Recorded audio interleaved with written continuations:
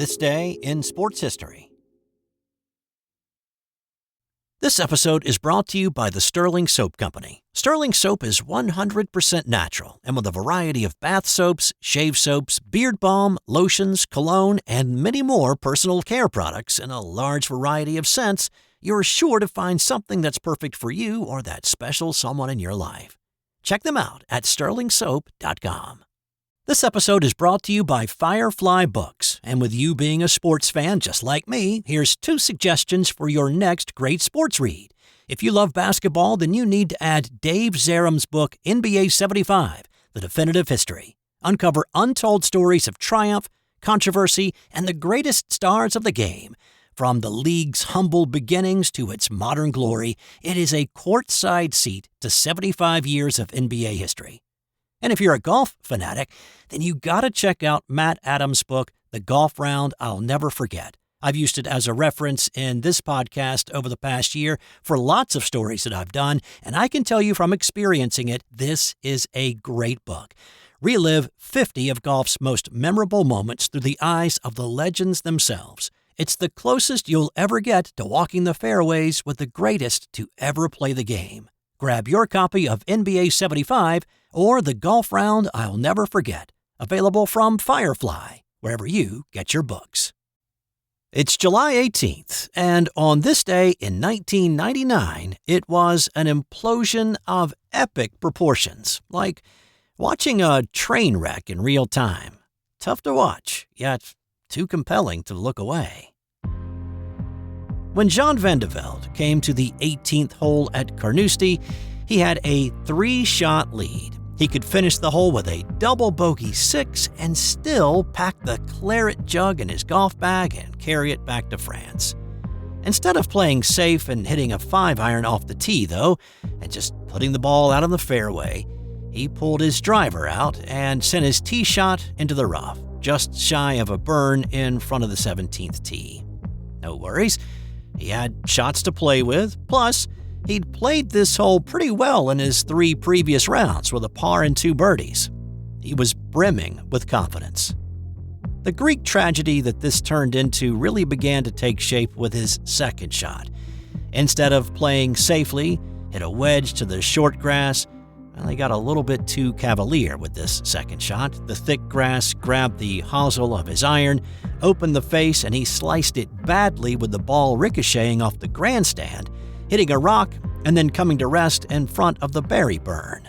I didn't need to go for glory. That wasn't something absolutely mad I was trying to do. It just came out to be a nightmare. Now, as the English might say, he was in a spot of bother. Tall grass doesn't really do it justice. He was standing in an overgrown hayfield. The smart play would have been to hit the ball 90 degrees to the left, put it back on the fairway. Instead, he elected to go for the green. So, in that scenario, he had to put his club on the ball, get it airborne, loft it over the burn, and then carry a cavernous trio of bunkers. I'll let the crowd reaction to his subsequent effort paint the picture of what happened.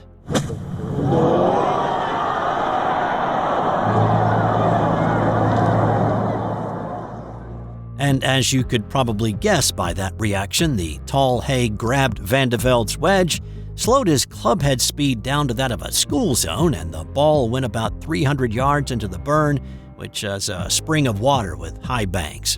The tragedy then became a comedy as Van de Velde took his shoes and socks off, rolled up his pants above his knees, got down into the water to see if he could hit it. His wife, Brigitte, was laughing on the outside, but dying on the inside as she watched her husband's implosion. After a long wait, he made his best decision of the hole and took a drop and a penalty stroke. His next shot, again from the tall grass, carried the burn but landed in one of those cavernous bunkers.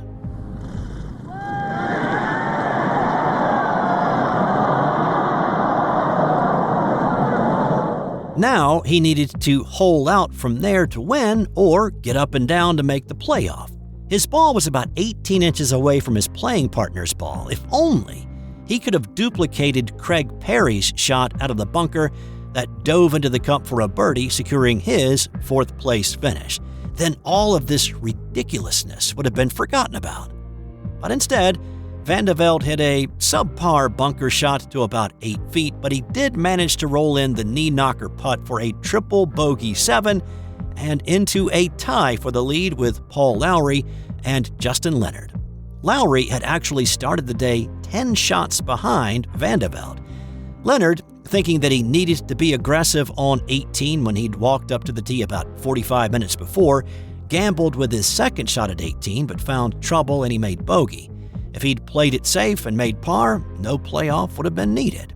Of course, there was no indication that the guy behind you was going to put his brain in a blender on the final hole and completely hit the puree button, and so the trio headed to the 15th for a 4-hole aggregate playoff. Lowry made birdies on the 17th and 18th to win the playoff by 3 shots and register the greatest final day comeback in a golf major. Not many people remember who won it, but just about everybody knows who lost it on this day in 1999. A tragedy of a much different sort happened on this day in 1995 when cyclist Fabio Casartelli died during stage 15 of the Tour de France. The Italian Casartelli was a member of the U.S.-based Motorola team that featured Lance Armstrong. Fabio and Lance had become close friends, with Lance hoping to equal Casartelli's gold medal win that he'd had in the '92 Olympic road race when the Olympics went to Atlanta the following year in '96. The '95 Tour had been a battle of attrition in the first 2 weeks, with 60 of the 189 who'd started abandoning the race. The 17th had been a rest day, and Casartelli had called his wife, who was caring for their newborn child Marco. They made plans for Marco's baptism to take place when he got home from the tour on the 24th. Little did his wife know that she'd be going to a funeral before that. Casartelli called his mom, who begged him to be safe and wear his helmet. This was a time when wearing helmets was optional, with most of the peloton opting to not wear one. That's not to say that a helmet would have definitely kept Fabio Casartelli alive, but it would have at least given him a chance. Stage 15 was a 128-mile race from Saint-Giron to Cauterets. The Porte d'Aspet was the first climb on a brutal day in the Pyrenees. On the descent, Casartelli was involved in a crash with other riders. His head hit a concrete block on the side of the road that was used to keep cars from going over the edge into the river below. Casartelli was airlifted but stopped breathing on the flight. He suffered multiple heart attacks and was pronounced dead at the hospital. Stage 16 the following day was neutralized with the teams riding in stunned and reverent silence for Fabio. His Motorola team, now down to 6 members, crossed the line together with the money for the win donated to Fabio's young widow. While mourners filed into a church to bury the 25-year-old Casartelli on the 21st, Armstrong went on a surprise solo attack in stage 18. He rode alone for most of the day, with crowds shouting for Fabio in support of his effort. He won the stage by 33 seconds, pointing to the sky as a gesture to his fallen teammate and friend. He would do that from that point on whenever he won a stage in the Tour. A monument was erected on the Porte d'Aspet by the Motorola team to commemorate and memorialize Fabio Casartelli's life. Surprisingly, nothing was done to make the sport safer after this event. At first, the Tour de France organizers washed their hands of any responsibility. Cycling's governing body, UCI, failed to take any action, and it wasn't until another helmetless rider, Andrei Kivilev, died in 2003 in Paris-Nice that helmets were finally mandated for the peloton. On this day in 1912, 2 tennis stars brought together by tragedy met on the tennis court. Now, the road to any final is usually fraught with challenges and obstacles, but the 2 men who met on this day stared death in the face in the icy waters of the Atlantic when the Titanic sank in the early morning hours of April 15th. When lifeboat number 5 was lowered at 12:55 a.m., the second to be released, 26-year-old tennis player Carl Baer along with his soon-to-be fiancée Helen Newsom and her family, could hardly have imagined the great tragedy that would unfold in the next few hours. Baer had been ranked in the top 10 tennis players in the world at one point. In 1907, he played in the doubles finals at Wimbledon. But now, he paddled away from the sinking ship to avoid being sucked down with it. Still on board the sinking ship was 21-year-old Richard Norris Williams, who was keeping a watchful eye out for his father. The pair were traveling back to the U.S. with the younger Williams preparing to attend Harvard in the fall and play tennis. His father, Charles, was a huge tennis fan, and he'd kept detailed notes on tennis players that Dick might face at some point in his career in a small moleskin notebook. He seemed to always be jotting things down in it. Around 2:15 a.m., as the bow of the mighty ship sank and the stern rose, one of the ship's funnels collapsed. Dick Williams saw it too late to assist his father, and the funnel landed on Charles, killing him instantly as his son watched in horror. The younger Williams was plunged into the icy water. As quickly as he could, he peeled out of the fur coat that he was wearing. It had protected him against the cold while standing on deck, but now it would be more of an anchor than a source of warmth in the water. He managed to swim to a collapsible lifeboat that had not been launched properly. He, along with about 20 others, clung to that boat, hoping and praying that a ship was on the way soon. At 3:30 a.m., the Carpathia arrived in the area of the sinking. The boat containing Baer, his girlfriend, and her family would be brought on board about an hour later. It would be several more hours before they would be able to get to Williams. When he was finally pulled aboard, he struggled to walk.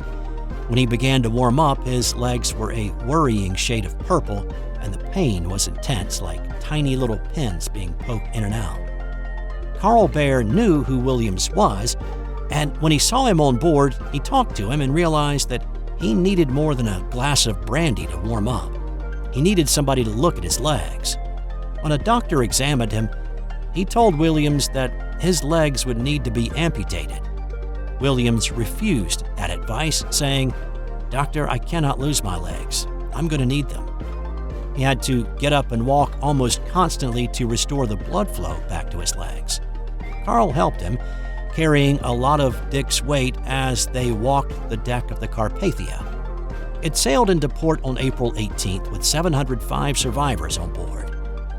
Dick Williams entered a tennis tournament just 6 weeks later and surprised a lot of people when he ended up winning the men's singles title in the Pennsylvania State Championships. Another 6 weeks later, on this day in 1912, Carl Baer and Richard Norris Williams met each other once again, this time as opponents. 1,500 spectators packed the stands at the Longwood Cricket Club on the outskirts of Boston. It was a fourth-round match between these two, and few, if any, of the attendees knew their story, knew their pain. Williams's grief and physical pain, Baer's struggle with survivor's guilt. But here they both were, and they played a thrilling five-setter on grass. They used their collegiate rivalry, Baer had been a Yale man after all, to stoke the flames of their competitive spirit. Williams jumped on Baer early, winning the first set 6-love. Williams went up 2-0 with a 9-7 win in the second. But Baer was able to rally and win the next 3 sets, 6-2, 6-1, 6-4, to take the match. These two would meet again on the court a few more times. In 1914, they met in the quarterfinals of the forerunner of the U.S. Open. Williams exacted his revenge on the veteran Baer on his way to his first of 2 national titles. Baer did marry Newsom in 1913, but he continued to struggle with his mental health. In 1917, he suffered a mental breakdown and spent several months in a sanitarium. But whispers of his lack of chivalry followed him for years to come. Williams had great success in his career, not only winning the 2 U.S. championships, but playing on 5 winning Davis Cup teams, and he won a gold medal in mixed doubles in the 1924 Olympics. Both Williams and Baer would be elected to the U.S. Tennis Hall of Fame. On this day in 1987, New York Yankee Don Mattingly, not known as a power hitter in his career, tied the Major League record for consecutive games with a home run. Mattingly connected on a Jose Guzman offering to hit a home run in his 8th consecutive game, tying Pittsburgh's Dale Long's 31-year-old record. The Yankees were playing at Texas on this night, and when Mattingly hit the home run, nearly all of the 42,000 there that night cheered his effort. And time now for today's That's Got Nothing to Do with Sports fun fact. If you are a lover of German chocolate cake, then you may already know that the sweet confection has nothing to do with Germany.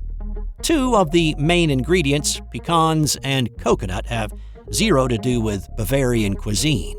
Instead, German chocolate cake is distinctly American, concocted in Dallas, Texas. The German in German chocolate cake comes from Samuel German, who worked for Baker's Chocolate and developed his own recipe for a sweetened chocolate, which the cake used in its original recipe that appeared in the Dallas Morning News in 1957. That's all for today. I'll have consecutive episode number 600 of This Day in Sports History for you tomorrow.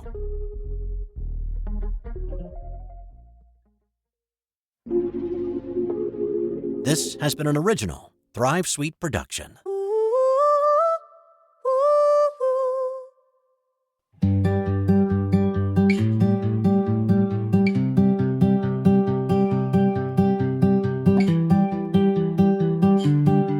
The Sports History Network, where legends live on and the past plays loud. Welcome to the place where history's proud. From gridiron glory to the hardwood stars, from the racetrack heat to Olympic bars. It's the voices, the stories, the moments you miss, told by fans and pros who live for this. Hook and Themic, the Sports History Network, where the past comes alive. Podcasts and blogs that keep the flame high.